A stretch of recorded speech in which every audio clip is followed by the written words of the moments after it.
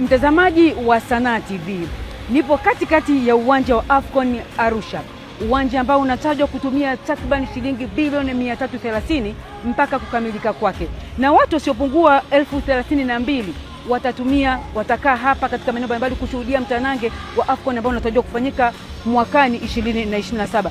Na kama unavyoona hapa, tayari nyasi zimeshaota na zinaendelea kuwa katika chini ya uangalizi ili uweze kukamilika vizuri na mambo yaweze kuwa mazuri kabisa. Kama ulivyoshuhudia, fursa ni nyingi, watu wengi wamepata ajira hapa, wanaendelea kutekeleza yale ambayo yanapaswa kutekelezeka ili iwe rahisi au ipendeze zaidi katika kuhakikisha ile azma ya serikali inatimia 2027. Niko hapa nitazungumza na wanaosimamia eneo hili, wanaosimamia uwanja. Tunu za Mtanzania, ndio maana unaona kuna viti vya kijani vya blue vipo kwenye bendera.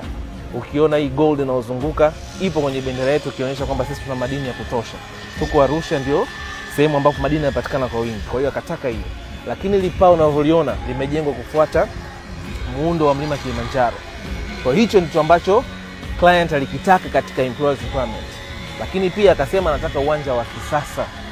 Wa kisasa, na usasa wenyewe ndio huu unaona, maskrini yao makubwa, taa za kutosha, lakini pia humu ndani tuna vyumba 4 vya wachezaji vya kubadilisha nguo, tuna sehemu ya makundi maalum kama VIP presidential, tuna hospitality sky boxes ziko pale juu, tuna mashabiki hapa 32 ambao wanakuja kuangalia mechi, na nyasi unayoiona hapo ni nyasi asilia. Kwa hiyo hayo yote ni vitu ambavyo client kwa upande wa pale upande wa north wa uwanja pia wanakaa pale pia.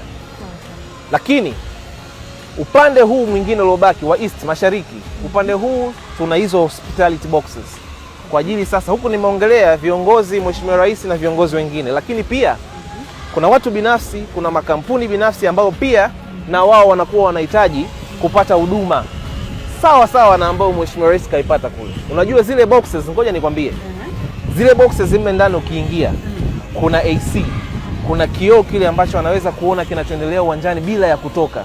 Kuna sehemu ya kuandaa coffee, chai, kuna sehemu ya kula snacks ndogo ndogo na kuandaa, kuna choo binafsi. Kwa hiyo ni kama sebleni kwako ulivyo pale.